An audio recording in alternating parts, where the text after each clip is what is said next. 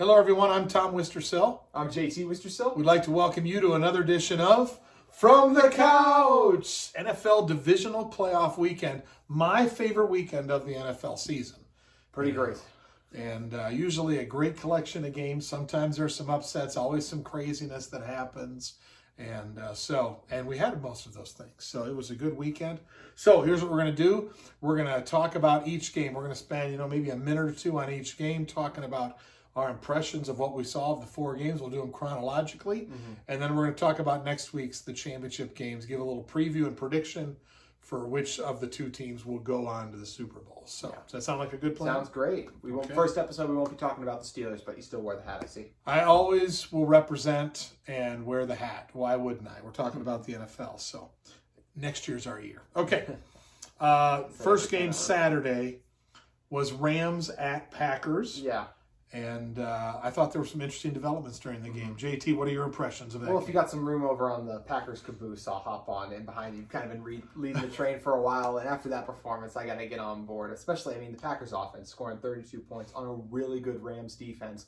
And the Rams didn't turn the ball over, too, so that shows you they were going on these long, methodical drives against a really good Rams defense. Aaron Donald was not 100% healthy, and you could tell, but he was still out there. And still, he's like, 80% still, and I still thought the Packers line did a great job on him. And speaking of the Packers line, I thought that was where the game was won on both line of scrimmage. The offensive line, when you talk about Billy Turner, who's kind of been a guard for a lot of his career, he had to move over to tackle because of Bakhtiari's injury. He did a great job. Elton Jenkins did a great job. And Corey Linsley, who was voted first-team All-Pro center, also really stepped up. They were giving Aaron Rodgers time, paving holes in the run game, and they were doing a great job killing clock. Because the Rams' offense was actually scoring when they got the ball. They only had to punt a few times in the game, but when they did have to punt, it was because of the defensive line of the Packers with Rashawn Gary, Preston Smith, and Zadarius Smith, and even Kenny Clark. Those four studs they have up front, they're all making big plays. They won the line of scrimmage on both sides of the ball, and because of that, they will be playing in the NFC Championship game.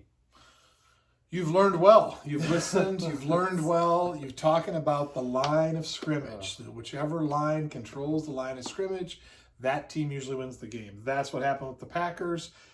They were the better team. They have the MVP playing at quarterback. And yes, you're right. Welcome to the train. I've been riding it for a long time. He's having an amazing year. It's continued. He's always wanted to have the playoffs with the home field advantage. He's got him in Green Bay now. They might as well mark him in for the Super Bowl. So what happened here was, I think the Rams are a very good team. The defense is great. Don't get me wrong. I don't know if Jared Goff has got it. Now, yes, he could have still had some thumb problems. Maybe that, who knows. But, it wasn't like McVay gave him a great recommendation after the right? He said everybody's open and open to evaluation. So we'll see what happens on with the Rams. But the bottom line is the Packers are loaded. They're rolling. They have great momentum. They feel like no one can stop them. And Aaron Jones, he had 99 yards. He basically ran for 100 yards. And so you give Aaron Rodgers a running back, and they're just going to be really hard to keep up with. And so very impressed with the Packers and happy to see them playing at home next week in the snow in Green Bay. I'd even say three running backs with how good I thought Jamal Williams and A.J. Dillon ran the ball too. And you make a really good point about Goff just quickly. I think it's very interesting. It sounds like he wanted Wofford to start last week and even this week. If Wofford's healthy, maybe he starts him. He said they need to go to marriage counseling, him and Goff will, because the trust ain't there right now. So it'll be very interesting to see how that relationship plays out. And, he did take him to a Super Bowl just a couple of years ago. So that's the strange thing, is you're still talking about a Super Bowl quarterback. That's what I guess we say quarterback because they led the team, but I still thought Gurley was the best player on the offense. You get Aaron Donald the other end. Maybe they drawn it up. So did he take him? That's always the question with quarterbacks. Okay. All right. Let's move on to the second game. That was Saturday night. Bills Mafia live from Buffalo. They took out the Ravens 17-3. What are you thinking about that game, JT? Leslie Frazier, their defensive coordinator, wanted to impress, give something good for NFL teams to look at before he goes into some head coaching interviews, and he did a great job with the game plan he put together versus Lamar Jackson. First drive of the game, the Ravens are absolutely gashing them on the ground, just slamming it down their throats. You get Dobbins involved, Edwards, Lamar was running. It's like, oh no, this is going to be a disaster for them. And the Colts had a ton of success running on them the week before, so it was looking like it was going to be very scary for them. But as they got down the drive, they were able to hold him in the red zone. Tucker obviously missed a lot of kicks, but just as the game went on, it was just really hard for this Ravens offense to move the ball. They sacked Lamar 4 times. They did a great job getting after him, keeping him in the pocket as well. And, you know, I know we always bash Lamar for like, oh, he's not a great thrower, but it's not like these receivers do a great job of getting separation either. You got Des Bryant out there sometimes, and it was kind of weird in 2021 to say, oh, Tyler Huntley threw an NFL pass to Des Bryant on the Ravens at one point. So just kind of crazy things that happened in this game, but so impressed by Leslie Frazier and the Bills defense, the job they did. And of course, we got to talk about the big pick 6 from a Big Sky player coming out of Weber State, Teron Johnson. I mean, if that's a touchdown pass, which if he throws it outside to his other receiver who was wide open, it's a 10-10 game. Instead, 17-3 game totally swings, and it's the defense that stepped up when all everyone wanted to talk about was Josh Allen. Yep. Very, very interesting game, I thought. You know, I mean, like you said, it was very much in the balance, and then Lamar Jackson makes one bad throw, but that's the league, right? Yep. One bad play can flip it, and that's the way that football game went.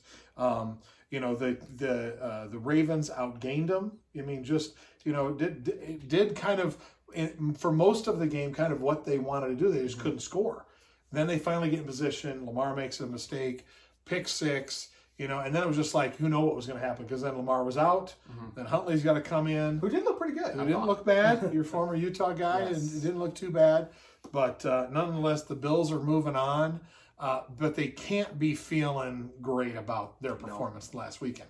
They're going to have to play better, and if they want to advance. But nonetheless, they found a way. Buffalo's in the championship game, and Josh Allen, you know, he's going to have the ups and downs that a young quarterback's going to have, especially in a playoff setting. You know, he's going to be great at times, and he's not going to be great at times. And so hopefully he learned from that, and he'll come back and be ready. Yeah, it did have a great drive coming out to start the second half when they were able to punch it in, finding Diggs right there. Overall for the game struggled, but you still see the signs of maturity and didn't have that bone-crushing turnover he's had in the past.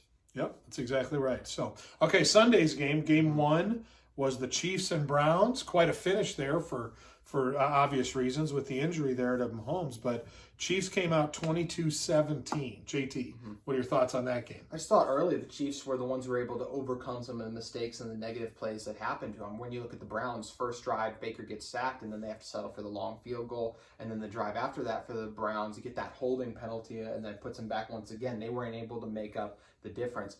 For the Chiefs offense, after they scored their first drive, they scored 4 straight possessions, last 2 being field goals in that stretch. But you get a holding penalty and it becomes 2nd and 20, and right away he hits Kelsey for the touchdown, who ran an unbelievable route and then made a leaping touchdown, which was great to see. And then it seemed like it might be the game after Baker's interception. Tyrann Mathieu had a great game, want to throw that in there too, but then their offense finally stalled, and Harrison Butker, who's kind of weird because in the first half he made the longest field goal in Chiefs postseason history, and then he misses a 30-yarder. Just kind of the weird. He's one of those hot and cold kickers. So Browns do a good job, finish it and score. Next drive is when Mahomes gets hurt, and then you're like, oh, this could be a game. Chad Henne throws the awful interception.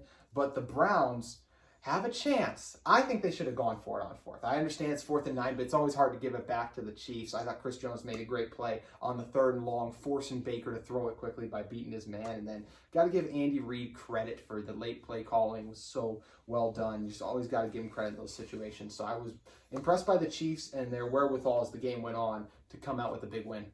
Chiefs made it happen when they needed to. You only scored 3 points in the whole second half. Which obviously with Mahomes out, you know, it's struggling to move the ball. I think the Browns punted, and rightly so. I think you got to say, you know, I'm going to play the odds that Henne's not going to lead them to a first down, and that unfortunately they did. But the Browns never really got the offense going the whole game. You know, I mean, I'm looking at their yards here, total yards, 308 yards. You know, they only ran for like 112 yards rushing. Just never really got it going in that tough situation. And, you know, obviously the Chiefs are world champs, so we know they're good. But nonetheless, you know, they only had 3 points at halftime. And, you know, and then they started to get it going a little bit, but they could never make the play they needed to punch it in. And then obviously they couldn't get the first down when they needed to. And that was the game. Henne made a great play.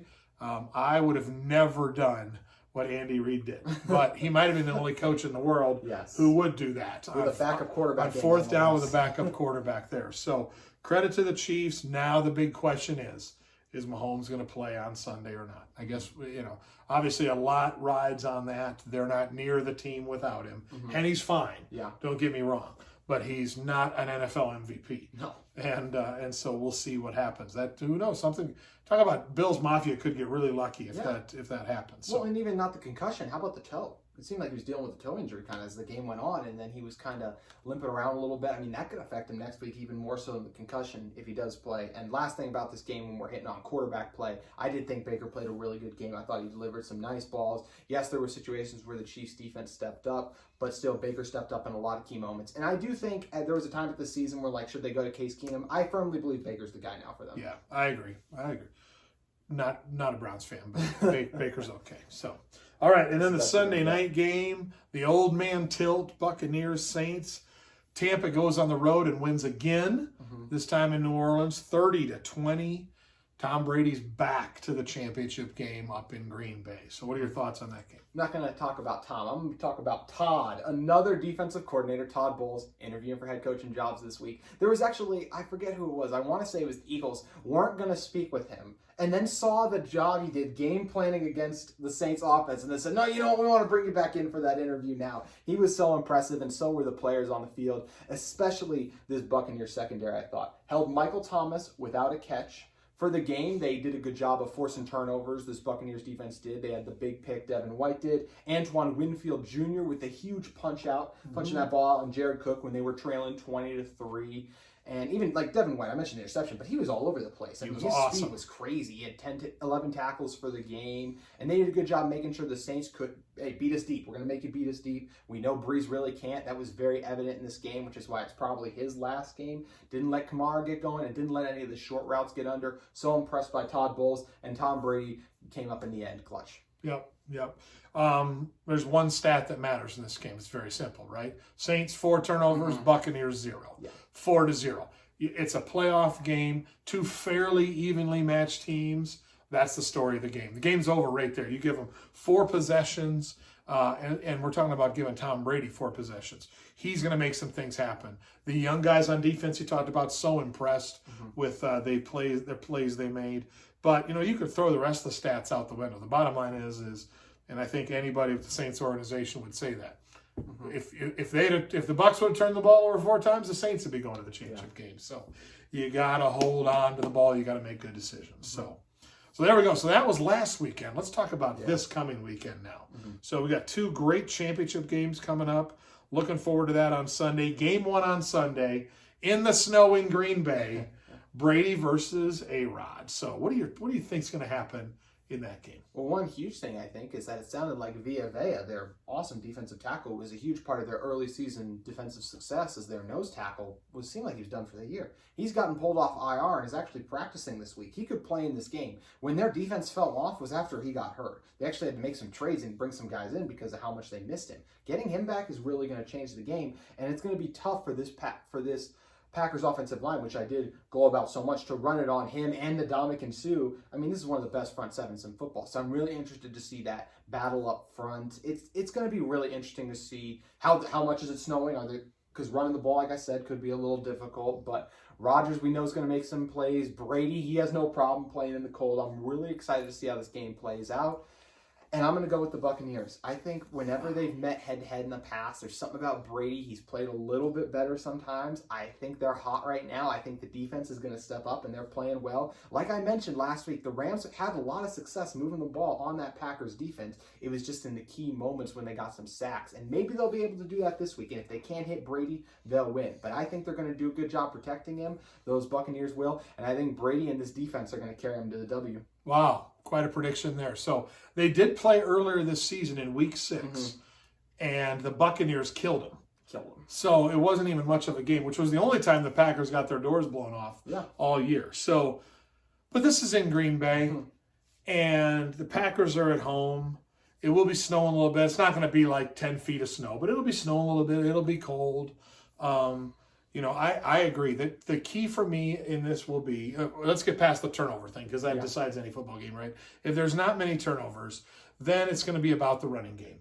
And if the Packers can establish any run game at all, which you named the reason why it will be more difficult for them, This is Rodgers' year. Aaron's going to do it. I think that I'm going to say that they win by a touchdown, but probably closer to 10 points. It's going to be a Packers victory. They're going to make enough plays, and Aaron Rodgers is on a roll like I haven't seen many quarterbacks get on. Very true. And they're not going to lose at home. And so I think the Packers will find a way. But Brady and the Buccaneers won't make it easy. There's a lot of playmakers there on both sides of the ball for the Buccaneers. Yeah. So that'll be a great game to watch. I can't wait to watch that game on Sunday. So, and then that leads us to the second game, JT, the Bills at the Chiefs. Obviously, there's a big question mark there, but maybe you could play it both ways out. What do you think is going to happen in the game? You know what? Before I jump into that, I got to mention really quick how my stay on the Packers train was really long, wasn't it? As I jumped off after you were there for a week, 10 minutes basically. But no, for this game, I think it's going to be obviously Mahomes' health is the most fascinating question when it comes to it. Or if he does play, how mobile he's going to be. A lot of his best plays we've seen are when he's on the move, escapes the pocket, buys time for a Tyreek Hill to get open. And it's just going to be fun to watch. One underrated thing from last week was there were few key situations where Marquise Hollywood-Brown beat Tre'Davious White. And Tyreek Hill is a far superior receiver to that. So if they do leave Trey one-on-one with Tyreek Hill, I think it could end badly for them, assuming Mahomes is healthy and plays. I just think that'll be a matchup to watch for. In the end, they still got to go to Kansas City. I think Mahomes is going to play, so I'm going to ride with the Chiefs. I just don't think this Bills defense can stop that offense. We saw, even if Tre'Davious White does end up holding up, the other guys in the secondary are very shaky there. We saw the Colts gash them very badly. And who on the Colts in particular at big day? They're tight ends. And they only have the best tight end in the league. The Chiefs do. The Bills will be able to score, but still Josh Allen may turn the ball over. I think Chris Jones could make a big play. I'm going to ride with the defending champs. They make it back to the Super Bowl. For me, I got the Chiefs. It's hard to pick against the Chiefs, especially if Mahomes is playing. Then I think it's a no-brainer. If he's not, I still think it's a close game. I think that the Chiefs, even with Henne, will score some points. Yes. There's just too many weapons on offense for them. Defensively, I worry a little bit, but because the Bills, again, what you're thinking about is, can the Bills hold the ball long enough so the Chiefs can't score quickly? And I just don't know if they can control the clock long enough, the Bills. They don't have a running back that's going to go for $130. And so Josh Allen's going to have to make plays with his feet and his arm. A lot of pressure on him, first time in this situation. I just don't see it ending well. Unfortunately, I could see this game being a 14 to 20 point game. Yeah. And because Mahomes is going to come back, assuming he does, he'll get it rolling. And once they start playing downhill, it ends quickly in that. So I'm predicting a Chiefs-Packers Super Bowl, the two best teams in each of the conferences. And that will be a great game.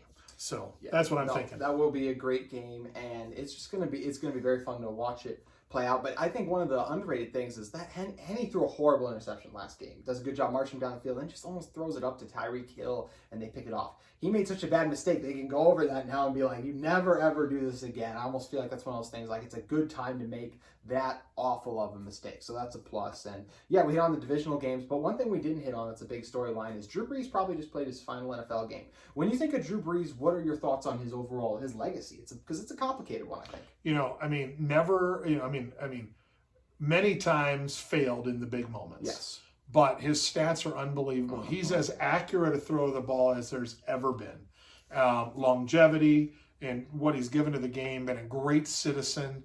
And again, first ballot Hall of Famer, put a yellow jacket on him. Yeah. He's a great representative of everything that's great about the sport of football.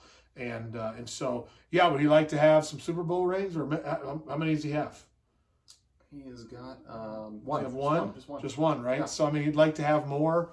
That doesn't happen. It doesn't happen easy, but the bottom line is he's one of the 3 or 4 greatest quarterbacks ever, probably. So I don't know. What do you think? I think I do think he's in the. I don't know off the top of my head. Maybe he probably is in the top 5, but it's definitely an interesting conversation because of the postseason moments. Now, a large chunk of his prime, he didn't have the defense, or the team wasn't good enough around him where they could make a run. And then the team was good enough, and he was a little out of his prime. But when we're comparing him to a guy because it's GOAT talk basically right now, Brady, a guy who stepped up in his older age, you can look back at the tragedies that's happened to the Saints, but I can also look at the mistakes that Brees has made. Minneapolis Miracle throws that first half interception.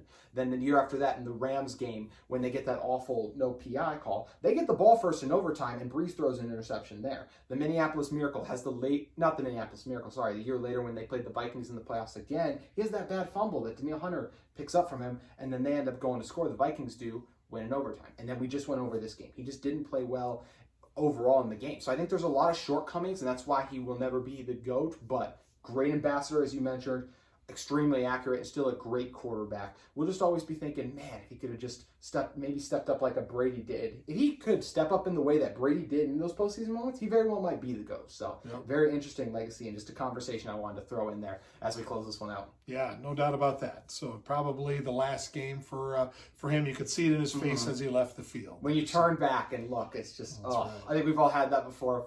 Those of us who played football, you kind of look back and you're just like, oh, this is the last time I put it on. And he had that look in his eyes, the turnaround. Exactly. Hard to watch. It was. So, well, that's great. Well, that's it for divisional play. Now we go to the championship games, and so we'll be back to talk about those after a couple of really good games this weekend. You ready for that? Fingers crossed, and like you said, just hopefully good games. Gotta hope Mahomes plays too, because we're going to see a lot of offense. I mean, the quarterback's age disparity, everyone's seen it, but it's going to lead to a lot of fireworks. I think. Yeah, should be fun. So, well, good. Well, we hope you enjoyed us on another edition of From the Couch. We'll see you next time.